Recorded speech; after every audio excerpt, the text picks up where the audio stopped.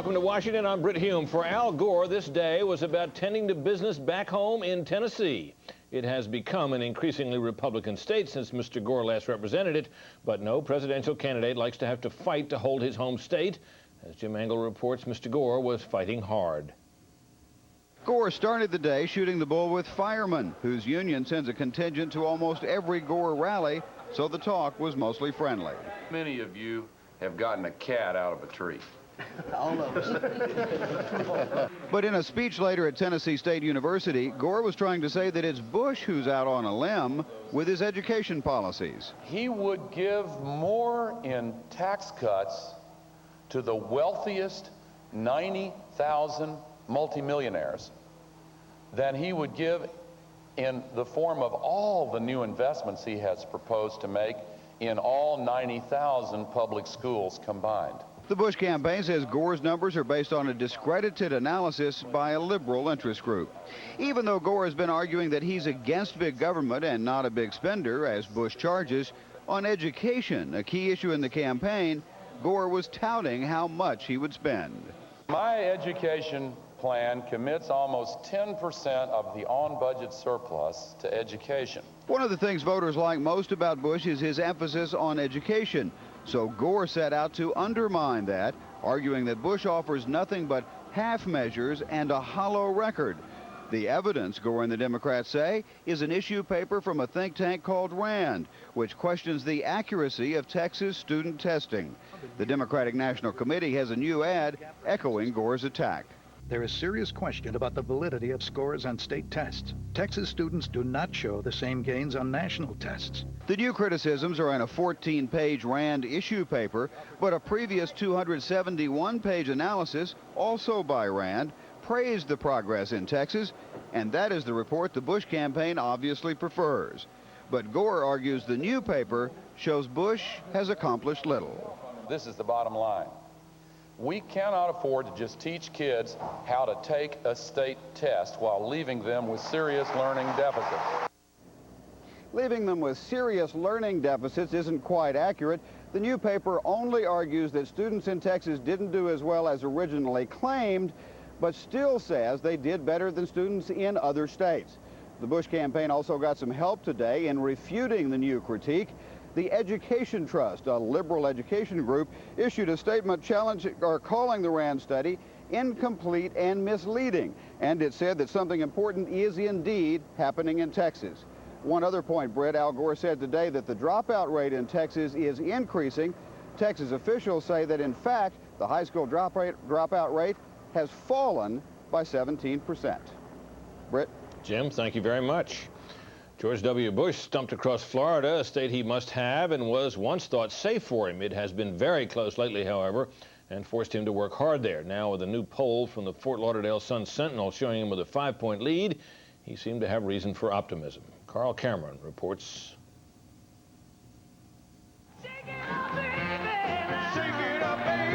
Rally time in Daytona, and George W. Bush tried to shake up what he calls the, quote, all-important state of Florida. Helping Bush out, former rival John McCain and the state's governor, who faces more than the usual pressure to deliver this tight battleground. I told my brother that we were going to carry Florida for him. Is that going to be a truthful statement? George Bush blasts Al Gore on an issue a day. Medicare on this day. Florida has the nation's largest population of seniors, and Bush charged that Gore's prescription drug plan would force Americans into a restive government-run HMO. He calls it a pharmaceutical benefit manager. But it works like an HMO.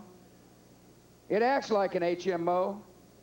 It quacks like an HMO. Most jabs are direct and by name these days, as in the charge that Gore is falsely trying to frighten seniors that Bush will cut their Social Security benefits. I know it's Halloween time, and I know the man's trying to scare you into the voting booth. But not this time, Mr. Gore. Bush is also now inserting Gore's name in a deliberate mispronunciation of the word gargantuan, the kind of government that Bush says Gore wants, but voters do not. They're not going to accept somebody who wants to grow the size of the federal government in gargantuan fashion. Then, after a quick bus trip, it was John McCain, with a somewhat embarrassing slip-up of his own as he misnamed the GOP ticket. There is nobility in serving a cause greater than your self-interest, and that's would a Gore-Cheney presidency mean? Another favorite Bush tactic is using Gore's own rhetoric against him. For instance, Bush's charge that Gore has not led. The vice president is going around the country saying, you ain't seen nothing yet. I agree, Mr. Vice President, we ain't seen nothing yet. And notwithstanding any attacks or criticisms from Vice President Al Gore, Bush aides say the governor henceforth will be on offense only, making sure each day he raises an issue trying to put Al Gore on defense and off message. Brett? Well, Carl, does this mean that, I mean, there are a lot of attacks coming from the Gore side, some in ads, some on big issues like Social Security. Does the Bush team feel it doesn't need to respond to those attacks? Well, they say the governor will not respond, while aides will do their part to correct factual inaccuracies by the vice president or his campaign. They say all they will do, perhaps, is alter their advertising run with some response ads later this week for the final week. But other than that, from George W. Bush, wait for little other than criticism of Gore. Brett?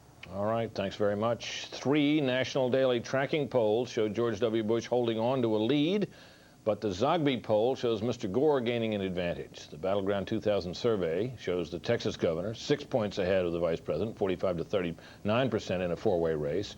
Those results are echoed by the Rasmussen Portrait of America poll, also showing Mr. Bush with a 6-point lead. Meanwhile, the USA Today CNN survey, the wild one that's all over the place, now shows Governor Bush, whom it found trailing by 1 on Tuesday, back up by 5. But that Reuters Zogby MSNBC poll shows Mr. Gore 3 points ahead, 45 to 42%. That is within the margin of error, but it comes after a night in which, earlier, in which Mr. Bush had been 2 points up, so a significant swing, 5-point swing there. Coming up, we'll take a look at the presidential race in Pennsylvania. That battleground state still has lots of undecided voters. That story next. Democrats are waging against Nadar, which they're saying that a vote for him is like a vote for Bush. Nadar disputes that, saying his support is coming from Ross Perot factions and people who would not otherwise go to the polls.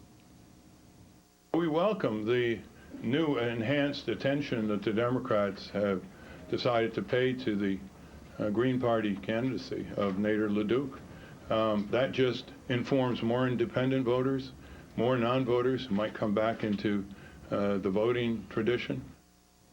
Republicans this fall have had one nervous eye on President Clinton in the budget battle, worried that an 11th-hour confrontation with the threat of a government shutdown could tip the election. There has been some hot rhetoric on both sides in the annual struggle over taxes and spending, but the latest signs suggest that the president will get a budget and Congress will get out of town without a major showdown. The latest from correspondent Brian Wilson. To listen to the president talk, you'd think Washington was in the midst of a full-blown budget showdown. The president accused the Congress of not doing its work. From this point forward, Congress should work every day and every night to put progress over partisanship. This Congress has not done, and this Congress will not be done until it accomplishes these objectives. In an effort to hold legislators in town, the president is forcing Congress to send him daily budget extensions, a bundle of cash that keeps the government running 24 hours at a time. But watch what happens when the president is asked if he would shut the government down to get what he wants. Well, I don't think it will come to that. Not necessary, because although there continues to be a lot of political posturing, our budget process is in a shambles. And fiery political rhetoric. And what makes you think that we have to tell them what to put their money for? There has also been some deal-making. Compromise was reached on a tricky abortion issue in the Foreign Operations Bill. There is movement on an education package that will provide billions for construction of new schools. In fact, an optimistic-sounding Trent Lott went as far as to predict, I believe still that we can finish this work this week. But of course, there is always compromise when members are eager to get home and campaign, but there's more this time around. An aide to Republican Speaker of the House Denny Hastert told the New York Times, "We dare to be dull. We don't want a gunslinging showdown at the OK Corral."